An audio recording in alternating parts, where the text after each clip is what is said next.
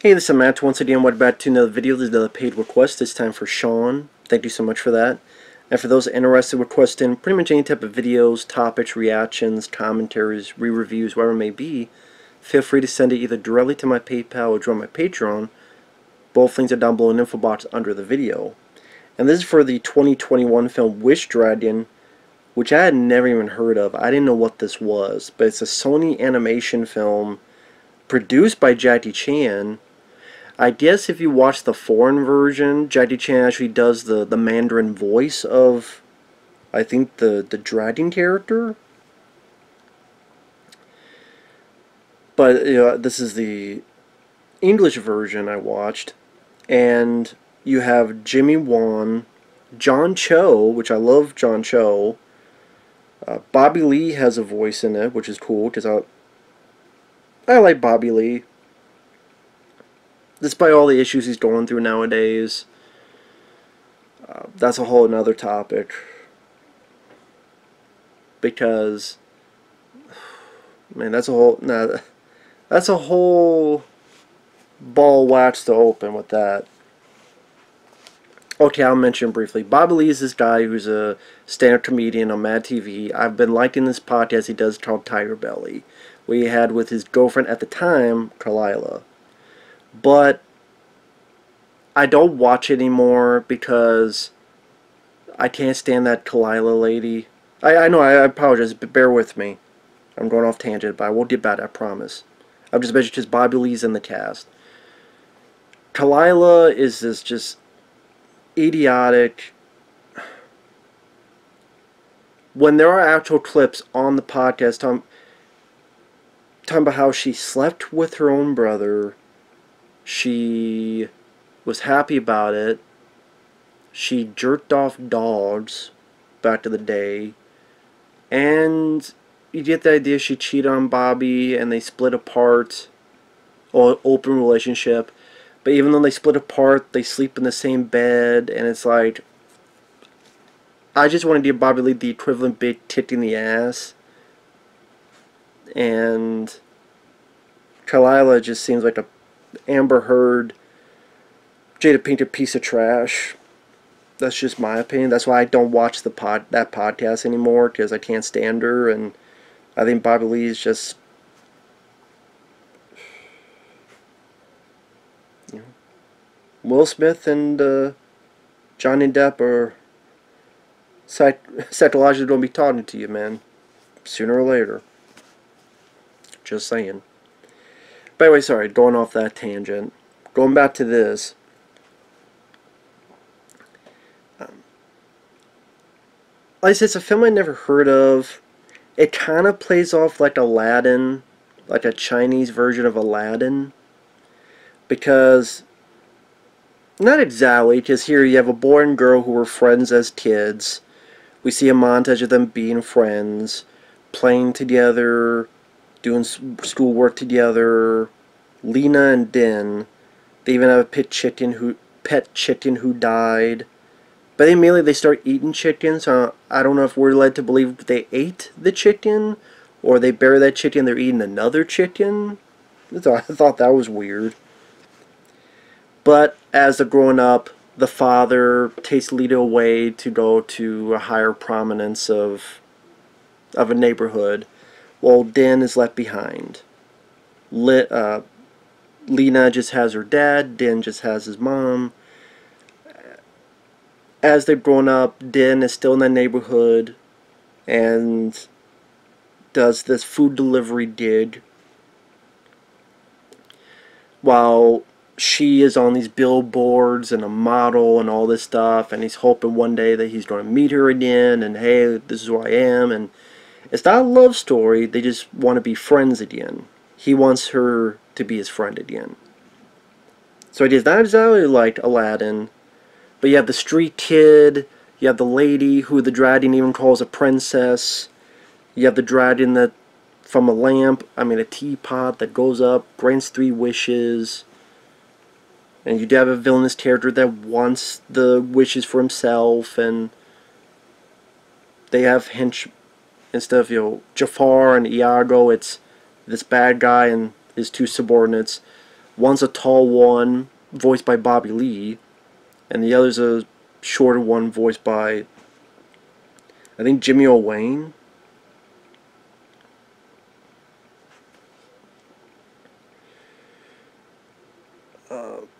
I thought Jimmy Wan did fine as the voice. Like, I thought the voice work was rather good. Jimmy Wan and the lady who played Lena, they worked well. They fit. When the dragon comes up and it's John Cho, I think John Cho stole the movie. I think he was definitely the best part for me. Granted, I'm a big John Cho fan.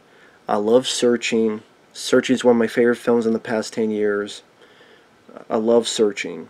Harold and Kumar trilogy, I like all three of them. I think the first one's the best one, but I like all three of those movies. I am a big fan of John Cho. I think he did a great job voicing his character. The dragon himself has a little bit of that Robin Williams genie vibe to him, but at the same time, I thought John Cho sold it. Whether when he tells his backstory, where he was an emperor, but then he died lonely because of the way he behaved, and he got into this thing, and he was supposed to get into the spirit world, to heaven, however you want to call it, but because he was so selfish and greedy, here's a punishment. You need to serve 10 masters and learn a bit of humility and learn a bit about the human condition, which he doesn't learn until he meets this guy. And John Cho, I like this a lot more than that one Raya and the Last Dragon. Because number one, John Cho, for the most part, is this dragon character. Well, Awkwafina, for the most part, was this just human character. And Awkwafina was just annoying. And she was just so idiotic in her, you gotta trust everybody. Even if someone's got a gun on you, you gotta trust them. If someone's stabbing you bad, you gotta trust them. Just such a stupid, idiotic message. This one, much more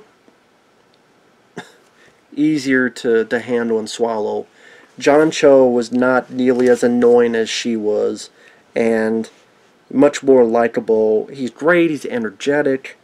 I thought the best part of the movie was, number one, I like the idea that because he's been in this teapot for so long, he's also a fish out of water, so he doesn't know what a plane is, he doesn't know what a cell phone is. So he's like, hi there, little man. Why are you stuck in this thing? It's a TV. Is that a giant metal bird? No, it's a plane. So I thought he played that part well, but also I thought the best bit was in this traffic jam, and this dragon, John doesn't know what a traffic jam is. So while Jimmy Wan is explaining it to him, he's like looking at a guy that keeps honking his horn, and Jimmy's like, we could fly out of here. No, you gotta wish for it. So it's him trying to talk to Jimmy, but each time he tries to talk, this guy keeps honking his horn. And the way that's animated and the way John Cho plays it off, I thought was rather funny. It even takes a guy, stop with your trumpet. Because he thinks it's a trumpet,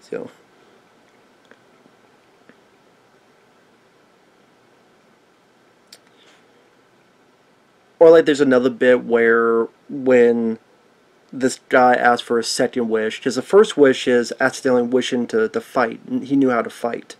So now he knows martial arts. Does he gotta fight off these goons who want the teapot? The second wish is he wants to have this stuff to get in there to be friends with this girl again. And John Cho's just dumbfounded. At first, I can't make people fall in love. I can't kill people. I did kind of like Aladdin, what genies rules. He said, no, I just want to be friends.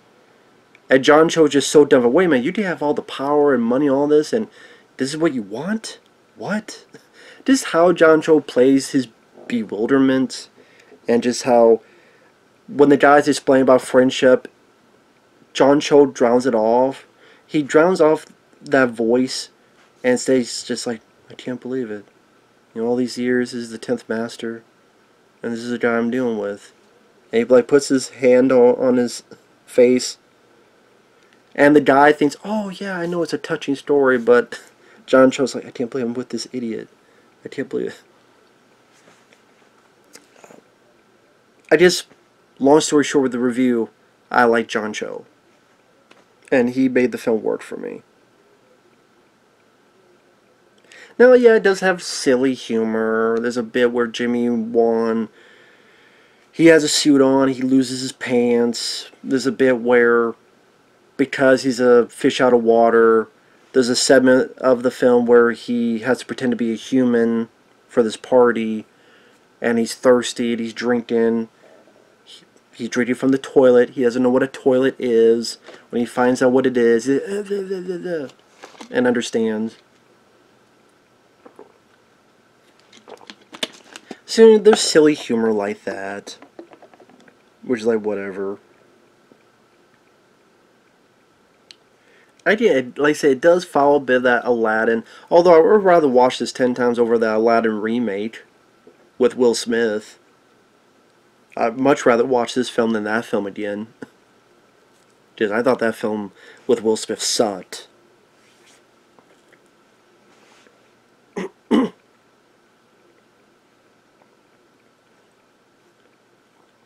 The animation was fine. I mean, I don't think it's up to the level of Pixar. I mean, Sony Animation. I thought it was fine, the animation. It didn't bother me. It's not like it's Food Fight or anything. There's some bits of action where the goons are chasing them. Like, there's a bit where, I forget what it's called. You know those dragon pinatas you have in the parade where people get in?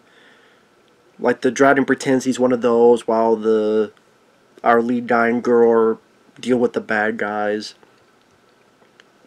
That's a fun sequence. You know, cute for the kids. The lead two have a nice time where he shows her the old neighborhood and she can't stay because her father has so many expectations. I thought the voice actors did a good job because that's a hard thing to do without portraying the character as bitchy. But I thought the voice actress did a good job where she has to leave because she cares for her father. Her father wants this, but she doesn't want to leave. Again, at least she didn't come off as bitchy. And so I know I'm getting the spoilers, but spoilers. He wants the third wish to be what you've always told me, you know, this and that, and John Cho's like, no, that's not really what you want. I'll do it, but this is what happened to me. And I thought John Cho really sold the backstory. And that's how important voice acting is. Robin Williams in Aladdin, and John Cho in this. On the opposite side, Awkwafina in Raya and the Last Dragon. I mean, the story and the shitty message sucked as well, but Awkwafina's voice and performance was really grating as well, like your balls on a cheese grater. This, he really knows how to sell his backstory. And as his wish dragon, learning the value of life itself.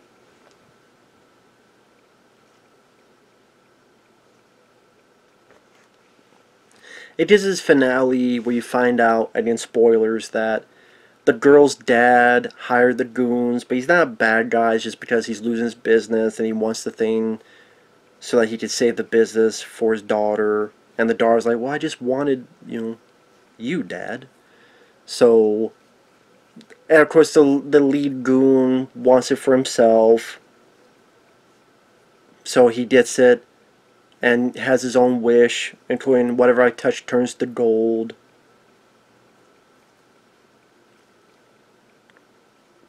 You get a little bit of a chase scene in a van where our lead is avoiding the guy from touching him, while Bobby Lee and the other goons are kind of on opposite end. And they each are making their wishes. So one wishes all these puppies because he wants to start a pet store. The other wishes for longer legs because he's too short. And I say it's charming enough for kids. It's not like a classic. It's not The Lion King or Aladdin or WALL-E, but it's harmless enough for the kids. For those who want to watch this with your children. One they released another.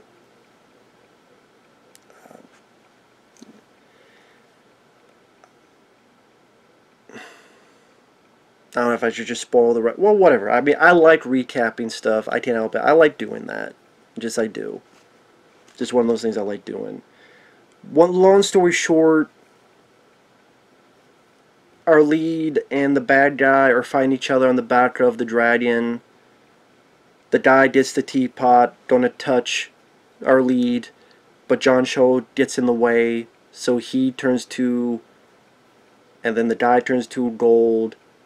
John Cho goes to the sea, way down but being gold. The he goes to heaven but realizes, hey, this guy needs his third wish, and the third wish is to save the girl's dad because he was mortally wounded by this asshole. It works out. The punishment is, though, by doing that, is that John Cho has to be with 10 more masters. But I guess he's fine with it now, because maybe there's some wisdom he can teach.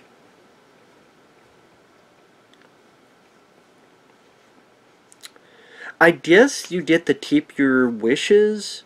Because, like, one guy still has his puppies, the other guy still has his long legs. So does that mean Jimmy Won still knows martial arts? I guess so. And the father and the girl go back to the neighborhood, and they work with our characters in a restaurant together.